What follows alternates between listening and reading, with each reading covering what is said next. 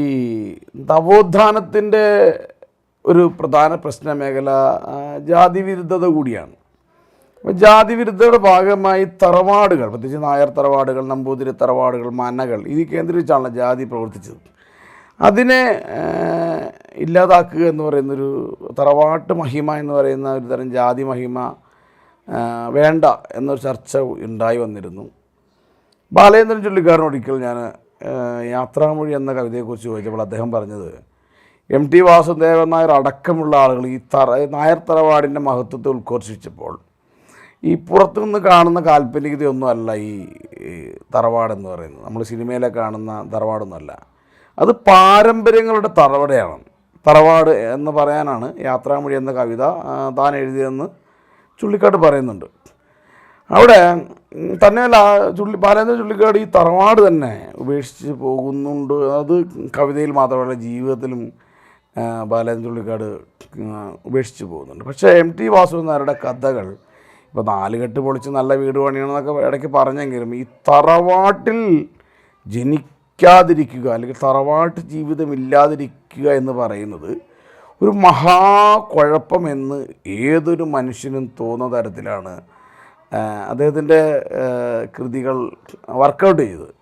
തന്നെയല്ല, മലയാള സിനിമ, മലയാള സാഹിത്യത്തിലൊക്കെ പിന്നീട് ഇത് ഭയങ്കര വൻതോതിൽ സ്വാധീനിച്ചിട്ടുണ്ട്. ഈ സിനിമകളും എം ടി വാസുദേവൻ നായരുടെ തിരക്കഥകളും മാത്രമല്ല, അദ്ദേഹത്തിൻ്റെ നോവലും കഥകളൊക്കെ സ്വാധീനിച്ചിട്ടുണ്ട്. അതായത് ഇതിൻ്റെ പ്രശ്നം വെച്ചാൽ മലയാളി സമം നായർ എന്നൊരു ചുരുക്കെഴുത്താണ് എം ടിയുടെ സിനിമകളും നോവലും കൊണ്ടുവന്നത്. അതിലത് ഇപ്പോൾ പ്രേമം എന്നാൽ നായർ തറവാടിലെ പ്രേമം, ദുഃഖം എന്നാൽ നായർ തറവാടിലെ മാത്രം ദുഃഖം, ആചാരം എന്നാൽ നായന്മാരുടെ മാത്രം ആചാരം, ദാരിദ്ര്യം എന്നാൽ നായർ തറവാടിൻ്റെ മാത്രം ദാരിദ്ര്യം. അങ്ങനെ പറഞ്ഞു പോകുമ്പോൾ ഈ നായർ തറവാടിൻ്റെ ദാരിദ്ര്യത്തെ പറഞ്ഞ് പെരുപ്പിച്ച്, അതുകൊണ്ട് എനിക്ക് തോന്നി ഇടതുപക്ഷം പോലും ഒരു സാമ്പത്തിക സംവരണം എന്ന പേരിൽ നടപ്പാക്കിയ ഒരു സവർണ സംവരണമാണല്ലോ. ഈ സവർണ സംവരണം നടപ്പാക്കുന്നതിന് എൻ്റെ ഒരു പൊതു മനസ്സ് രൂപപ്പെടുത്തുന്നതിന് എം ടിയുടേത് അടക്കമുള്ള സാഹിത്യവും സിനിമയും പ്രവർത്തിച്ചിട്ടുണ്ടെന്ന് നമ്മൾ കാണാതെ പോകരുത്. പലപ്പോഴും ഈ നായർ തറവാടിൻ്റെ അടുക്കളപ്പുറത്ത് വെച്ച ക്യാമറയാണ് നമ്മുടെ മലയാള സിനിമയിൽ ഏതാണ്ട് മിക്കവാറും.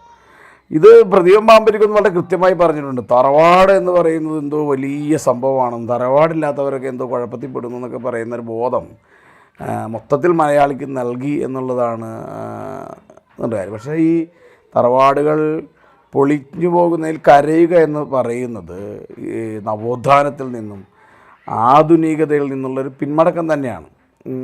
രണ്ടാമത്തെ കാര്യം, ഒ ചന്തുമേനോൻ അദ്ദേഹത്തിൻ്റെ കൃതികളിൽ, അദ്ദേഹത്തിൻ്റെ ഇന്ദുലേഖ എന്ന് പറയുന്ന നോവലിൽ എങ്ങാണ്ട് തോന്നുന്നത് തെക്കേ ഇന്ത്യയിലെ മുസ്ലിങ്ങളെയാണ് ഭയങ്കരമായ ഇസ്ലാമോഫോബിക്ക് വേണ്ടി കാണിച്ചത്. എന്താണ്, ഇന്ദുലേഖ സ്വപ്നം കാണുന്നുണ്ട് മാധവൻ ഏതോ ഒരു മുസൽമാൻ കൊന്നുകളഞ്ഞു എന്ന് പറഞ്ഞ് ഞെട്ടിയടിക്കുന്നുണ്ട്. അതുപോലെ തന്നെ മാധവൻ്റെ മുതലുകളെല്ലാം അടിച്ചു മാറ്റി ട്രെയിനിൽ എന്ന് പറയുന്നൊരു മുസൽമാനുണ്ട്.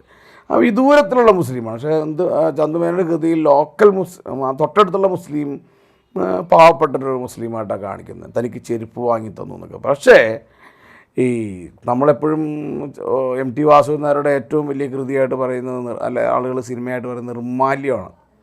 ഈ നിർമ്മാല്യത്തിൻ്റെ പ്രശ്നം എന്ന് പറയുന്നത് അവസാനം ഈ ദേവീ വിഗ്രഹത്തിൽ ഈ കഥാപാത്രം കാർക്കിച്ചു എപ്പോഴാണ്, സ്വന്തം ഭാര്യ പണം കടം മേടിച്ചത് തിരിച്ചു കൊടുക്കാൻ പറ്റാതെ ഒരു മുസൽമാന് കീഴ്പ്പെട്ടു, അല്ലെങ്കിൽ മുസൽമാൻ അവളെ തൊട്ടു എന്ന് പറയുന്ന ആ ബോധത്തിൽ നിന്നുകൊണ്ടാണ് ഈ വിഗ്രഹത്തിലേക്ക് കാർക്കിച്ചു തുപ്പുന്നത്.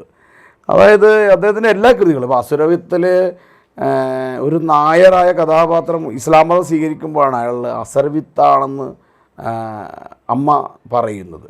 അങ്ങനെ ഇസ്ലാമോഫോബിയ എന്ന് പറയുന്നൊരു ബോധത്തെ മലയാള സാഹിത്യത്തിലും സിനിമയിലും കൊണ്ടുവരുന്നതിൽ എം ടി വാസുദേവൻ നായരുടെ കൃതികൾക്ക് ചെറുതല്ലാത്ത പങ്കുണ്ട്. അതായത് നവോത്ഥാനത്തിൽ നിന്ന് പിന്മടക്കവും അതുപോലെ തന്നെ ബഹുജനങ്ങളെ ഉൾക്കൊള്ളാൻ ശേഷിയില്ലാതെ പോയി എന്നുള്ളതൊക്കെ തന്നെയാണ് എം ടി വാസുദേവൻ നായരുടെ തിരക്കഥകളുടെയും നോവലിൻ്റെയും പരിമിതി എന്ന് പറയേണ്ടി വരും.